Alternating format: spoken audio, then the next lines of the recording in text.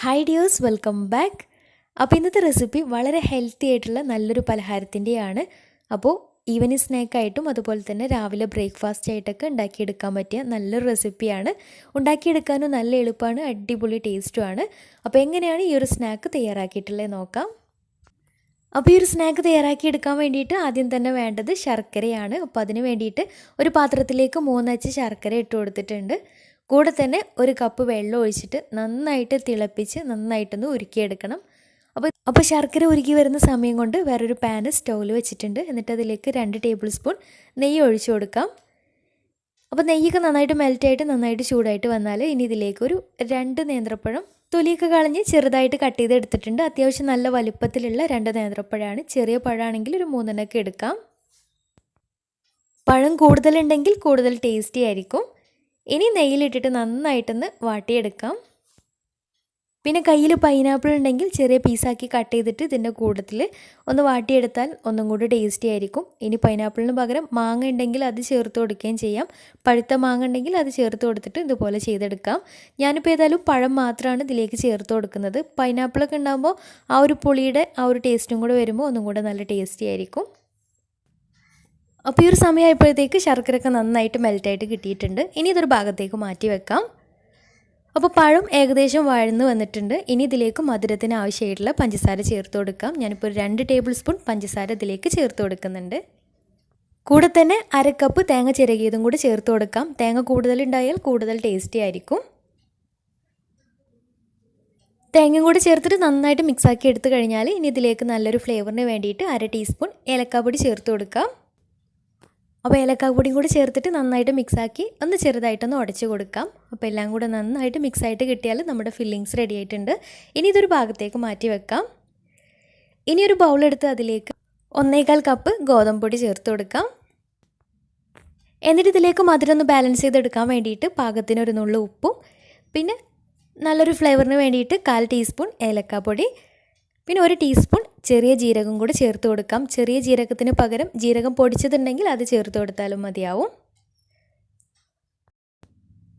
എന്നിട്ട് ഇവയെല്ലാം കൂടെ നന്നായിട്ട് മിക്സാക്കി എടുത്തതിന് ശേഷം ഇതിലേക്ക് നമ്മൾ നേരത്തെ ഉരുക്കി മാറ്റി വെച്ചിട്ടുള്ള ശർക്കരപ്പാനി ഒഴിച്ചു കൊടുക്കാം.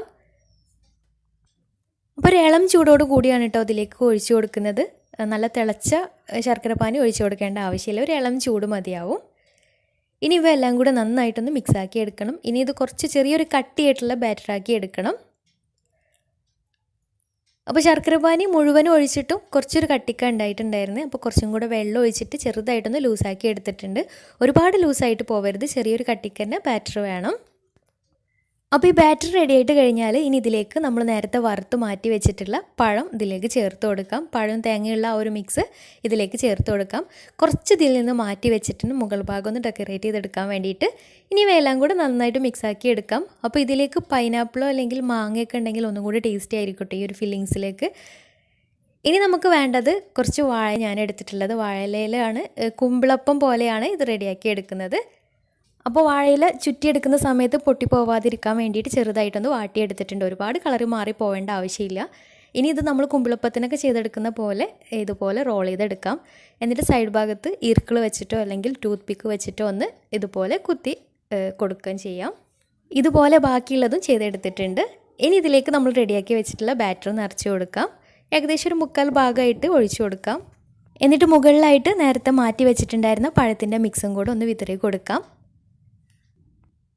ഇതുപോലെ എല്ലാത്തിലും നിറച്ച് കഴിഞ്ഞാൽ ഇനി ആവിയിൽ വേവിച്ചെടുക്കാം. ഞാനിപ്പോൾ സ്റ്റീമറിലാണ് ഇത് വേവിച്ചെടുക്കുന്നത്. ഇഡ്ഡലി ചെമ്പിലോ സ്റ്റീമറിലോ ഏതിൽ വേണമെങ്കിലും ചെയ്തെടുക്കാം. അപ്പോൾ ഒരു പാത്രത്തിൽ കുറച്ച് വെള്ളം വെച്ചിട്ട് തിളച്ച് വരുന്ന സമയത്ത് സ്റ്റീമർ അതിലേക്ക് ഇറക്കി വെച്ച് കൊടുക്കാം. ഇനി അടച്ച് വെച്ച് ഒരു 20-25 മിനിറ്റ് ആവിയിൽ വേവിച്ചെടുക്കാം. അപ്പോൾ ഒരു 25 മിനിറ്റ് കഴിഞ്ഞ് തുറന്ന് നോക്കുമ്പോൾ ഉൾഭാഗമൊക്കെ നന്നായിട്ട് തന്നെ സെറ്റായിട്ട് കിട്ടിയിട്ടുണ്ട്, കറക്റ്റായിട്ട് വെന്ത് കിട്ടിയിട്ടുണ്ട്. ഇനി ഇത് ചൂടാറിയതിന് ശേഷം സെർവ് ചെയ്യാം. നല്ല ഹെൽത്തി ആയിട്ടുള്ള സ്നാക്കാണ്. പിന്നെ ഉണ്ടാക്കിയെടുക്കുന്ന സമയത്ത് ഒരുപാട് കട്ടിക്ക് മാവ് ഒഴിച്ചിട്ട് ഉണ്ടാക്കിയെടുക്കാൻ വേണ്ട, കുറച്ചൊരു കനം കുറഞ്ഞിട്ടാകുമ്പോഴാണ് ഇതിന് ടേസ്റ്റ് ഉണ്ടാവുക. പിന്നെ പൈനാപ്പിളൊക്കെ ഉണ്ടെങ്കിൽ അത് കൂട്ടിയിട്ടാകുമ്പോൾ ഒന്നും കൂടെ നല്ല ടേസ്റ്റി ആയിരിക്കും. അപ്പോൾ തീർച്ചയായിട്ടും ട്രൈ ചെയ്ത് നോക്കുക. നല്ല ടേസ്റ്റി ആയിട്ടുള്ള ഹെൽത്തി ആയിട്ടുള്ള സ്നാക്കാണ്. ഉണ്ടാക്കി നോക്കിയിട്ട് നിങ്ങളുടെ അഭിപ്രായങ്ങൾ താഴെ കമൻറ്റ് ബോക്സിൽ അറിയിക്കാൻ മറക്കരുത്. അപ്പോൾ ഇന്നത്തെ വീഡിയോ ഇഷ്ടമായെന്ന് വിചാരിക്കുന്നു. ഇഷ്ടമായെങ്കിൽ ലൈക്ക് ചെയ്യുക, ഫ്രണ്ട്സ് റിലേറ്റീവ്സിനൊക്കെ ഒന്ന് ഷെയർ ചെയ്ത് കൊടുക്കാനും മറക്കരുത്. അപ്പോൾ നല്ല അടിപൊളി വീഡിയോയുമായി വീണ്ടും വരാം. അതുവരെ ടേക്ക് കെയർ, ബൈ.